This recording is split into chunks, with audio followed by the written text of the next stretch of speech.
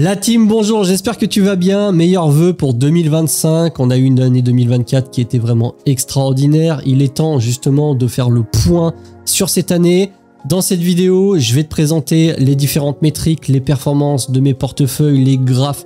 Bref, on va faire vraiment un point au niveau performance de ce qu'a été l'année 2024 et tu vas le voir que il s'est passé pas mal de choses. Si tu viens d'arriver sur la chaîne, bienvenue, je m'appelle Jérém, je fais des vidéos sur l'investissement et l'entrepreneuriat de manière générale et aujourd'hui on est sur la thématique bourse PEA où je te fais un suivi mensuel de ce qui se passe sur mes comptes bourse.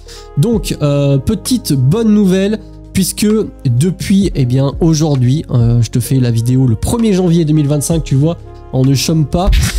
Les primes de parrainage sur Fortunéo, s'il a envie t'en prendre d'ouvrir un compte chez eux, viennent de repasser pour la partie bourse à 100 € de prime pour le parrain et également pour le filleul, à condition que tu respectes les conditions générales d'ouverture de compte qui sont un versement de 1000 €.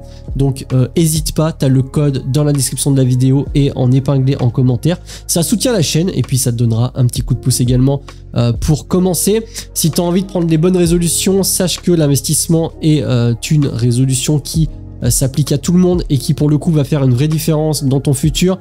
Donc encore une fois, hésite surtout pas, tu peux également t'abonner à la chaîne si ça te fait plaisir, il y a pas mal de vidéos sur la thématique de l'investissement. Alors, la dernière fois je t'ai fait une vidéo, d'ailleurs il y a pas mal de gens qui ont ragé, où je t'expliquais que j'ai vendu pas mal de positions en fin d'année parce que j'étais exclusivement en levier et parce que j'estimais qu'il y avait une légère surchauffe de marché.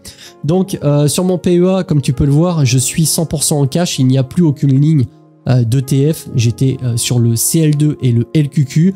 Je t'invite à aller regarder en tout cas l'historique des vidéos si jamais tu sais pas de quoi je parle. Et on se retrouve donc, en tout cas je me retrouve donc avec 6770,57 € de cash, à savoir que je vais attendre un petit peu de voir comment ça se passe parce que comme je te l'ai dit sur la dernière vidéo, j'estime que les marchés sont un petit peu en surchauffe. Malgré tout, on va quand même regarder au niveau des performances, qu'est-ce qui s'est passé. Donc là, je suis sur le tableau, le fameux suivi du PEA, tableau que tu peux télécharger bien évidemment dans la description de la vidéo et tu peux également nous rejoindre sur le Discord communautaire, c'est totalement gratuit. On échange tous les jours sur la thématique des finances personnelles, de l'investissement, bref, tout ce qu'on peut faire en termes d'investissement. Ça permet d'avoir un retour d'expérience de la part de la communauté, c'est ultra sympa. Et donc, voici un petit peu le tableau de suivi. Je peux me mettre en plus grand. Voilà. Donc, à savoir que, pour rappel, pour ceux qui me découvriraient, j'ai effectivement un portefeuille qui tourne depuis des années. Mais en cours d'année, c'est aux alentours du mois d'avril-mai, j'ai dû solder l'intégralité de mes positions pour cause d'achat de résidence principale. Et du coup, je me suis retrouvé à rattaquer doucement mais sûrement un portefeuille, donc en l'occurrence un PEA sur Fortunéo. Et tu peux le voir, la date de redépart, on va dire ça comme ça, lorsque j'ai relancé mon DCA, est le 7/05/2024. Donc ce qui s'est passé, c'est que je me suis vraiment refocus sur la partie bourse à partir de cette date-là, puisque j'ai eu un laps de temps de quelques semaines où déjà j'ai dû vendre des positions un petit peu à l'improviste parce que c'était pas forcément prévu. J'ai perdu un petit peu de performance. Du coup, je me suis dit c'est pas grave, on a fait la saison 1 sur le PEA et on va partir sur la saison 2 qui est en cours depuis maintenant plusieurs épisodes et ça a redémarré le 7 mai 2024. Donc le 7 mai 2024, comme tu peux le voir, j'ai rebalancé 568,39 €. Il y avait, je crois, 68 € qui traînaient en espèces sur le PEA. J'ai refait un DCA de 500 € et puis au fil des mois, j'ai augmenté mon DCA et je suis repassé à 500 € pour me réorienter un petit peu sur la crypto-monnaie. Quoi qu'il en soit, je clôture l'année avec 6770 €. Donc exactement, on peut le voir ici, je suis à 6770,57 €. On va arrondir, ce qui fait qu'on a une année où j'ai mis au total 6168,39 € de versement, une capitalisation de 6770 €, ce qui nous donne une performance totale calculée classiquement, comme on va le voir après, de 9,75% avec une plus-value nette. Alors en l'occurrence, c'est une plus-value latente de 601,61 €. Alors en termes de performance TWR, le PEA, comme tu peux le voir, a fait 12,59% Le Nasdaq 100 a fait 16,15% et le S&P 500 a fait 13,39%. Donc légèrement en dessous du S&P 500 et en même temps c'est un peu normal, on est sur un marché haussier, même si je suis en levier, je fais des apports systématiquement. Mais malgré tout, la performance en TWR qui justement comble un petit peu le fait de faire des apports me donne une performance de 12,6% arrondi, ce qui est pas trop mal. Je le rappelle, hein, c'est 12,6% depuis le 7 mai 2024 et pas depuis le 1er janvier. Donc je suis relativement satisfait. Ça aurait pu être un petit peu mieux, ça aurait pu être un petit peu moins bien. J'ai décidé d'être en levier, je suis relativement satisfait. Et là pour le coup, eh bien, je suis sorti de mon levier. De l'autre côté, l'ETF que je suivais à la base, qui est le BNP Paribas Easy S&P 500 UCITS en capitalisant, accumulatif c'est la même chose, fait une performance de 32,7% en 2024, c'est absolument incroyable. On peut voir que le S&P 500, là je suis sur TradingView, fait plus 23%, ce qui est une performance totalement acceptable, hein. On est, je le rappelle, sur des années qui bombarde vraiment depuis 2 ans, depuis le fameux creux de 2022. On a un marché qui globalement vraiment performe de fou. Là ce qui s'est passé, pour rappel, hein, j'ai vendu mes positions ici, donc c'était aux alentours du 20 décembre. Pourquoi? Parce que dans un premier temps, eh bien si on regarde, je peux me remettre en logarithmique, j'estimais qu'on était sur un marché qui était plutôt en surchauffe, on atteignait les obliques. J'en avais parlé ici sur mon groupe privé Telegram. Si jamais tu as envie de nous rejoindre, je donne tous les calls de ce que je fais parce que j'ai une stratégie qui englobe les ETF ainsi que la crypto-monnaie en allant sur les cycles quand je pense que c'est le bon moment. Tu as le lien dans la description si jamais ça t'intéresse. Et du coup, j'en avais parlé à ce niveau-là où je disais justement à ma communauté que j'estimais qu'on était un petit peu haut et qu'il y avait plus de chances que le marché corrige que le marché continue à monter. Après, faut faire attention parce qu'on peut aussi avoir un biais baissier sur la bourse et parfois la bourse est un petit peu irrationnelle, ça peut continuer à monter malgré que, je vais pas refaire la vidéo, mais le price earning ratio général du S&P dépassait les 30 et c'était historiquement assez élevé. J'ai préféré sortir de mes positions, il y a des gens qui n'ont pas accepté, qui sont des abonnés, c'est comme ça. Pour l'instant, le marché a rebondi et recorrige. On va surveiller ça de près. Je reste en dehors des marchés et on va voir un petit peu jusqu'à ce que Trump arrive ce qui se passe. Je te cache pas que j'aimerais bien avoir un marché qui respire un peu et qui redescende un petit peu sur des niveaux plus bas afin d'avoir des positions intéressantes pour tout simplement me repositionner sur des ETF et notamment sur des ETF à levier que j'affectionne particulièrement. Qu'est-ce qu'on peut voir d'autre? Eh bien, on peut voir tout simplement les autres portefeuilles. On a le portefeuille eToro, donc stratégie Telegram, qui de son côté fait 18% globalement, pareil depuis le 23 juin 2024, date à laquelle je l'ai relancé. On a le portefeuille idéal qui de son côté va faire c'est 7% en classique et 2,03% en TWR, qui est principalement sur les grosses capitalisations qui sont le plus représentées en portefeuille institutionnel. C'est une stratégie que j'essaie de mettre au point et que tu retrouves également sur la partie espace membre de ma chaîne. Et j'ai un portefeuille Kraken, voilà, où il y a quelques milliers d'euros en crypto pure, où là on prend une petite correction, c'est normal, hein, ça fait partie de la crypto-monnaie, même dans un bull run on a des phases correctionnelles, où je suis à moins 19% sur le portefeuille et du coup on a un benchmark sous forme de graphe comme celui-ci où tu peux avoir le S&P 500 en rouge, donc la courbe rouge, le portefeuille eToro en vert, le PEA en bleu et le portefeuille idéal en jaune. Première chose qui frappe, c'est le portefeuille eToro forcément qui est ultra volatile de par la crypto-monnaie, qui va sous-performer, exploser la performance puisque comme tu peux le voir à ce moment-là, on était à 48,8% de perf et on repasse à 28,34% de perf. Et de l'autre côté, on a le S&P 500 à 13,4% et le PEA à 12,77%. Et donc toujours pareil, je continue à remplir le tableau au fil des mois.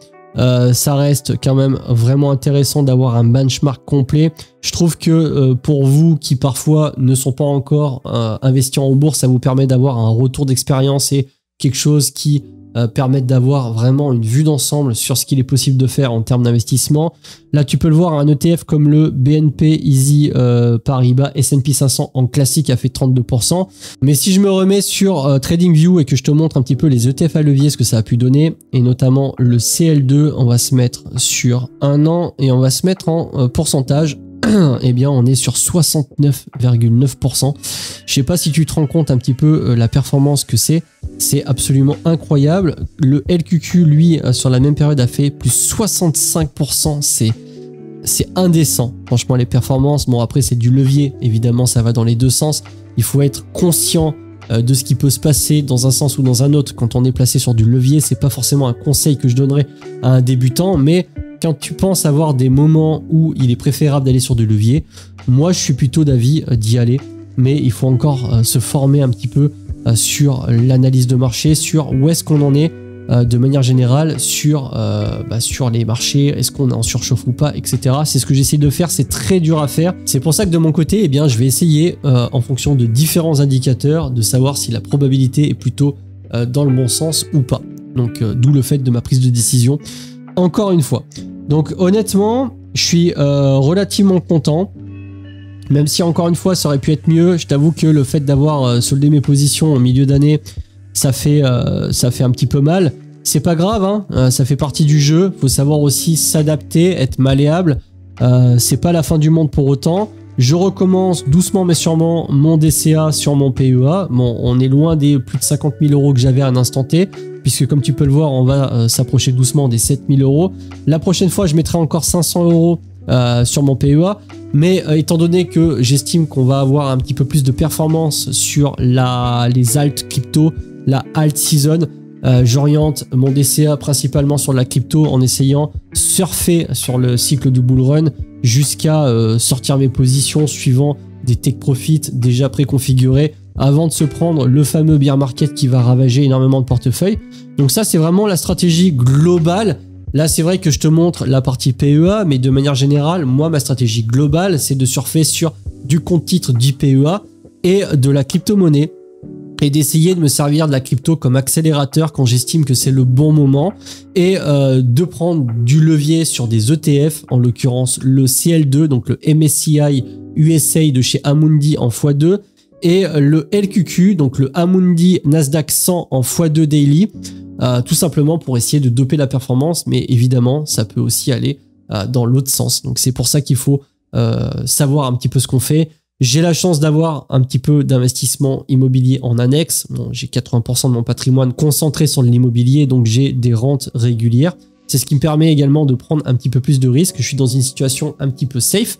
Donc c'est pour ça, il faut vraiment voir de ton côté ton profil, ajuster ton risque par rapport à tes revenus, ton profil. Est-ce que tu es marié avec des enfants, en CDI, etc. C'est vraiment quelque chose à prendre en compte de manière globale. Moi, je peux me permettre de le faire, donc je le fais. Je te montre les performances sans bullshit. Quand ça monte, je te le dis. Quand ça baisse, je te le dis. Là, par exemple, tu peux voir sur le portefeuille eToro, on a fait un mois de novembre à 47% et là, pour l'instant, en décembre, on est à moins 13%. Voilà, c'est un petit peu le jeu de la crypto-monnaie. Ça monte très vite, ça descend très vite et de manière générale, tous les investissements, c'est pas forcément que des investissements numériques, mais tous les investissements qui peuvent monter très vite peuvent généralement descendre très vite. Voilà, c'est comme ça que ça se passe. Il faut être conscient. Après, c'est est-ce que tu prends le risque ou pas? Mais encore une fois, c'est à la décision de chacun. Donc, je te remets un petit peu sur le graphe parce que le graphe, c'est toujours intéressant. On peut voir que de manière générale, le S&P 500 est plutôt très stable. Tu le vois sur la courbe, hein, la courbe rouge, je rappelle. Ça monte progressivement, ça fait pas des grosses vagues, mais globalement, ça monte. Le PEA, vu qu'il est en levier, forcément, eh bien, ça oscille pas mal. Ça rattrape parfois le S&P 500. Parfois c'est en dessous, même si à terme j'espère que ça sera au-dessus. Le portefeuille idéal qui est un portefeuille expérimental encore une fois, on va voir ce que ça donne. Pour l'instant, bon, il est légèrement en dessous en termes de performance puisqu'on est à 6,01. Ça se défend, il y a des mois où ça performe très bien. Maintenant, encore une fois, il faut voir sur le long terme. Et on a le portefeuille mixte hybride action crypto-monnaie sur eToro qui lui pour le coup vraiment fait des grosses variations puisqu'on va avoir du moins 8% en juin pendant que le S&P 500 fait du plus 5,4%. Mais on va avoir aussi un portefeuille qui au global va faire plus 48,7% en novembre. Eh bien, quand le S&P 500 va faire plus 16,29%. D'ailleurs, petit mot sur le calcul des performances, puisque tu l'as vu, je me remets sur la page du S&P 500, tu vas avoir la performance, je te remets correctement, voilà, tu vas avoir la performance dite classique, globalement c'est combien de plus-value tu as généré sur l'investissement total, en l'occurrence ici c'est 601 € et le calcul de performance classique nous donne 9,75%. Tu as également la performance qu'on appelle en Total Weight Return, TWR, qui est une performance qui est un peu plus réaliste parce que le fait d'ajouter de l'argent tous les mois sur un marché haussier, tu vas lisser ton PRU à la hausse et forcément, eh bien, tu vas avoir une performance qui diminue un petit peu. Le portefeuille en TWR, donc c'est un calcul qu'il y a ici. Je pourrais te faire une vidéo si ça t'intéresse sur le calcul TWR. Tu as des données bien évidemment sur internet. La performance nous donne 12,59%. Et pour le benchmark, j'ai fait un calcul de performance légèrement différent. Ce que j'ai fait, c'est que j'ai redémarré tous les portefeuilles au même moment. Tu le vois ici. Donc j'ai pris en l'occurrence la valeur du S&P 500 à l'instant où j'ai redémarré mes portefeuilles, que j'ai appliqué à l'ensemble des portefeuilles. Et ensuite, j'ai calculé la variation mensuelle de chaque portefeuille que j'ai forcément ajusté par rapport à la valeur de base. Et du coup, ça me donne eh bien, des valorisations de portefeuille suivant le modèle du S&P 500. Et ce que j'ai fait ensuite, c'est que forcément, je me suis amusé à calculer la performance cumulative ou cumulée, comme tu veux, des différents portefeuilles en fonction du référentiel donné qui a été le 0. Et c'est comme ça que je me retrouve avec par exemple un PEA à 12,7% en cumulatif, à 28,3% sur eToro. Le portefeuille idéal est à 6,01%. Et le S&P 500 nous donne 13,38%. Et là, je suis très content parce qu'il est exactement sur la même formule de calculation. Et pourtant, si je le fais sur la formule de calcul directement intégrée avec, tu vois, la ligne Google Finance, eh bien, je me retrouve exactement avec la même valeur. Donc, ça fait ultra plaisir. Je te cache pas que du coup, ça me conforte sur l'idée que le calcul le plus juste pour comparer des portefeuilles avec un indice, eh bien, c'est celui-ci. Et du coup, eh bien, on se retrouve, comme tu peux le voir, avec 12,7% sur le PEA, 28,34% sur le portefeuille eToro, le portefeuille idéal à 6% et le S&P 500 à plus 13,38%. Donc, je te cache pas que j'ai vraiment hâte de voir ce que ça va donner eh bien, en 2025. J'ai hâte de voir également ce que ça va donner au niveau eh bien, du marché. Puisque, comme je te l'ai dit, moi je suis sorti de mes positions, je peux me remettre dessus, on est ici. Je suis sorti de mes positions parce que, comme tu peux le voir, j'estime que on vient lécher un peu l'oblique et j'aimerais bien que le marché respire un petit peu et retourne un petit peu sur la ligne moyenne. Voilà, bon ça fait partie que de mon analyse personnelle. En aucun cas, il faut que tu tiennes compte de ces informations. Moi je l'ai fait, si tu as envie de le faire, fais-le. Si jamais ça se passe pas comme prévu, que le marché continue à monter, viens pas pleurer en commentaire, ça sert à rien. Maintenant, pour tous ceux qui m'ont un petit peu clashé en me disant que j'étais pas autant de confiance que ce qu'ils pensaient parce que j'ai vendu, écoute, c'est comme ça, c'est pas très grave. Si le marché tombe, de toute façon, je sais très bien que ces gens-là ne reviendront pas pour me dire que je suis un génie parce que c'est comme ça. Mais moi, je suis assez serein avec mes positions. Maintenant, l'avantage, c'est qu'au moins, je te montre vraiment ce que je fais. Je te dis pas, j'aurais pu, tu sais, continuer mon DCA sur mon PEA sans jamais rien vendre et puis tout vendre en compte titre sans te le dire. Et puis si jamais ça fail, eh bien tant pis. Et au moins tu le sais pas et je me prends pas la vague de remarques, mais c'est pas du tout l'esprit de la chaîne. L'esprit de la chaîne, c'est vraiment que je te montre qu'est-ce que je fais. Vraiment, c'est mon parcours. Voilà, je te documente simplement mon parcours d'investisseur. Moi, je suis un simple gars dans son bureau. Je fais de la bourse depuis 10 ans. Je suis pas trader professionnel. Je suis toujours en activité. J'ai un CDI. J'ai une auto-entreprise. J'ai monté des boîtes, j'ai un business en ligne. Bref, j'essaye d'avancer comme je peux. Je te montre simplement tout ça parce que je sais que ça peut en intéresser certains. Et tant pis pour les 5% de haters et de rageux. Moi, je le fais pour les 95% des gens qui veulent voir comment ça se passe. Je pense qu'il y a beaucoup de personnes qui se sont lancées en bourse en 2023 et 2024 suite à mes vidéos Et franchement, merci, vos messages font ultra plaisir. Maintenant, restez conscient que le marché a été absolument incroyable en termes de performance depuis 18-24 mois. Ça sera pas toujours comme ça. Faudra pas paniquer lorsque ça va baisser. Des corrections, il va y en avoir. Je te dis pas que ça va être demain ou maintenant, mais il y en a toujours. Ça fait partie de la vie des marchés boursiers et des cycles boursiers. C'est comme ça. Quoi qu'il en soit, eh bien, je vais continuer ce genre de vidéo. N'hésite pas à liker si t'aimes. N'hésite pas à ouvrir un compte sur Fortunéo, ça soutient la chaîne, tu as un code de parrainage. Si tu respectes pas les conditions, tu peux utiliser le lien. Si tu as envie de te former, j'ai également de la formation, bourse, et notamment sur l'immobilier. C'est vrai que j'en parle pas beaucoup de l'immobilier, mais il y a encore pas mal de monde qui me demande. Donc il y a une formation complète et vraiment j'ai mis tout ce que je sais dans cette formation qui t'apportera vraiment une belle valeur ajoutée. Et puis si tu as envie d'avoir tout simplement ce que je fais en temps réel, il y a le Telegram, comme je te l'ai dit, tu as le lien en description. Moi, j'aimerais bien savoir de ton côté, quelle a été ta performance en 2024 sans bullshit, hein, évidemment, viens pas me dire que tu as fait du 350%. Après, c'est possible, si tu as été sur la crypto-monnaie. Mais j'aime bien que les gens soient honnêtes. Donc, n'hésite pas à marquer ça en commentaire. Et puis, moi, je te retrouve très vite dans une prochaine vidéo. J'espère que l'année a été bonne. J'espère que tu as fait de la performance. Et on verra tout simplement ce que nous proposent les marchés en 2025. J'ai hâte, notamment avec la crypto aussi, que je vais de plus en plus intégrer sur cette chaîne YouTube parce que j'ai bien compris que c'était un accélérateur, mais il faut savoir faire les choses correctement. Sur ce, je vais te laisser avec un guide bourse, si tu l'as pas vu. C'est gratuit, c'est 1h30 de vidéo, c'est juste ici. C'était Jérém, je te retrouve rapidement dans une prochaine vidéo. Salut!